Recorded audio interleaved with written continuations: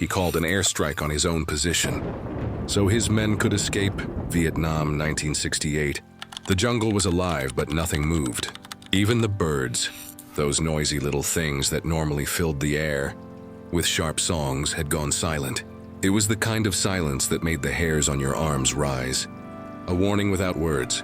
Sergeant First Class Will Hartman knew this kind of silence.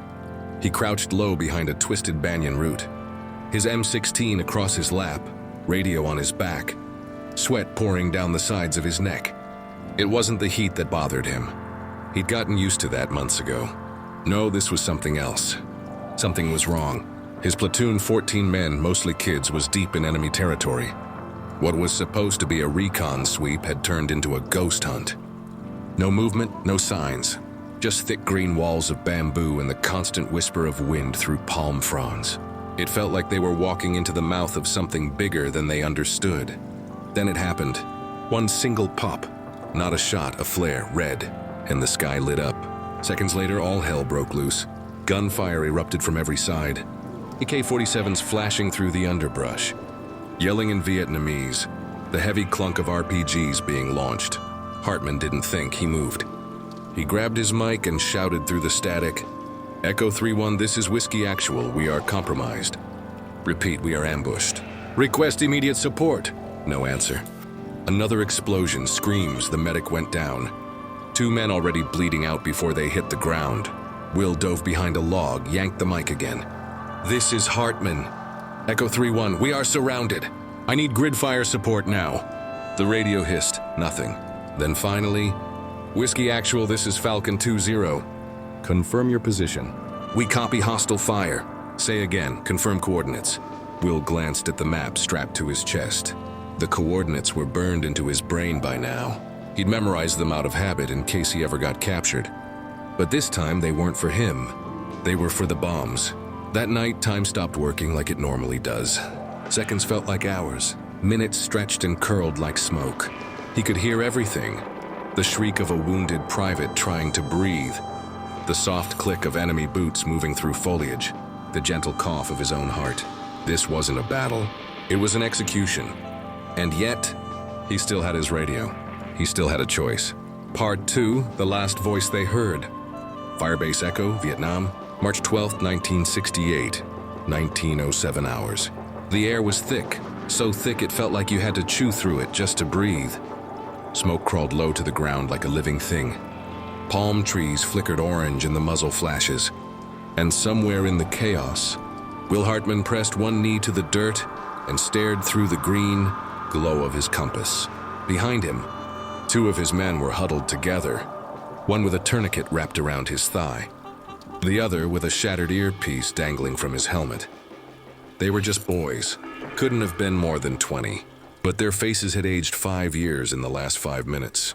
"Sarge, are we getting out of this?" The voice trembled, soft like someone hoping not to be heard by fate. Will didn't answer.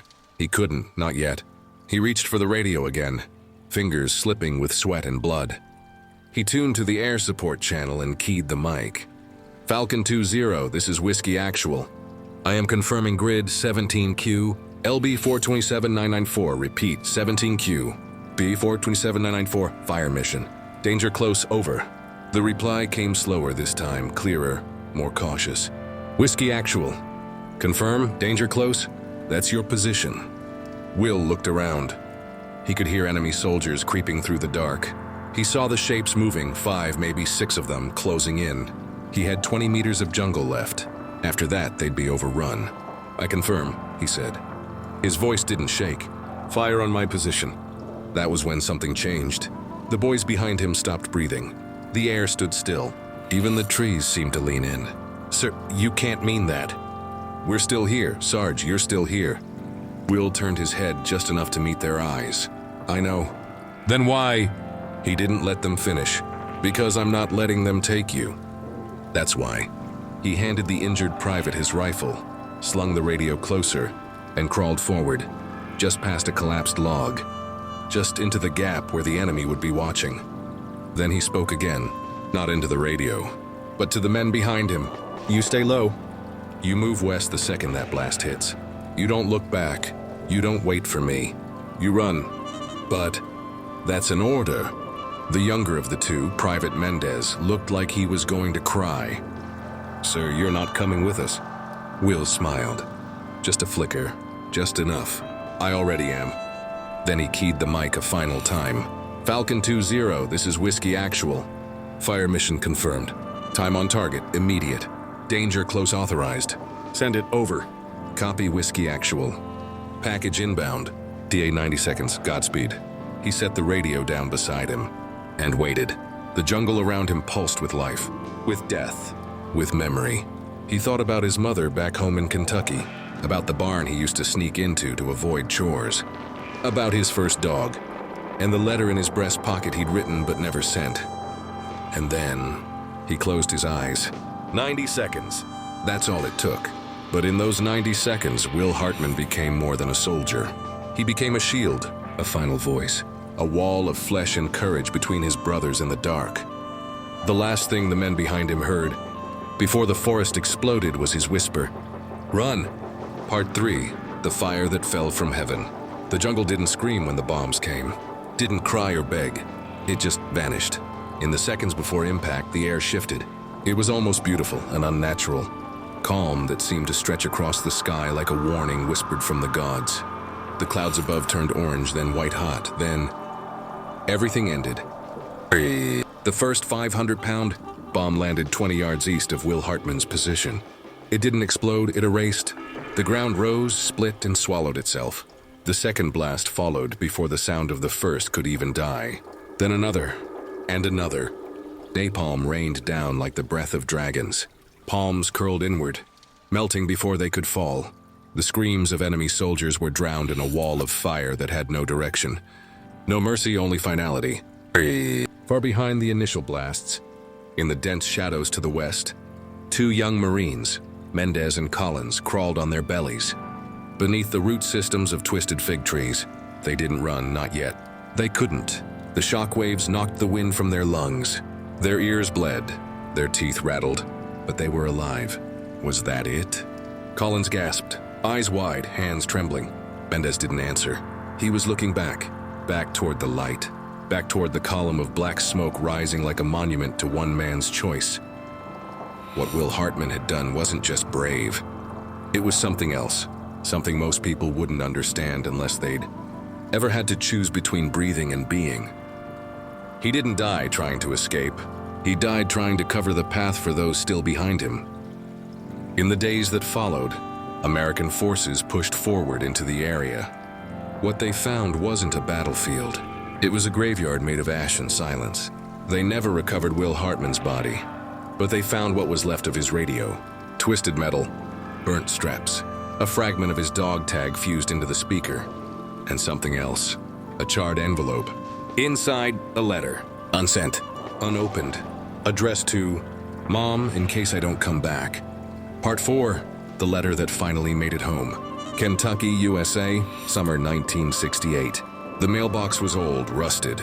It let out a metallic groan when Helen Hartman opened it. Like even it knew something sacred was coming. Inside was a brown envelope, scorched along the edges, marked recovered from Vietnam, personal effects. No return address. Just one line written in block letters across the top. From SFC William Hartman, Whiskey Actual. Her hands shook. It had been 3 months since the men from the army knocked on her door. 3 months since they took off their hats and told her that Will wasn't coming home, that his remains hadn't been found, that he'd been lost in the line of duty. But this was different. This was his voice folded into paper. She opened it with the gentleness of someone handling something still alive. Inside, the letter was surprisingly short, written in black ink, neat block lettering, the kind he'd always used when he didn't want to show emotion, but the words betrayed him. Dear Mom, if you're reading this, I probably didn't make it. Don't be sad, I knew what I signed up for, and I'd do it again every time. This war isn't simple. It's not just guns and borders. Sometimes it's a kid crying in the dirt. Sometimes it's a decision that keeps you awake even when you're dead tired. If I had to choose between my life and theirs, I'd still pick them. Tell Dad I remembered how to fix the carburetor. Tell Emma I still have the drawing she sent me. And tell yourself, I went out as a man who believed in something bigger than himself. Love you always, Will. Helen didn't cry. She couldn't. Her tears had dried weeks ago, but her heart cracked open like it had only just heard the news. She read the letter 3 more times, then folded it again, this time slower, as if it deserved reverence. She slid it into a plastic sleeve and placed it under a photo of Will as a boy, holding a fishing rod, smiling with his crooked front tooth. And then she lit a candle. The letter was read aloud years later, at a local high school, at a memorial for veterans, then again at a base in Georgia, then again in a podcast about forgotten heroes, then again by millions when Good Old Days told his story to the world. Will Hartman didn't leave behind medals, or headlines, or fanfare, but he left behind something greater. The kind of story that reminds us what courage really looks like. Not in uniform, not with glory, but with a choice. Made alone, so others could live.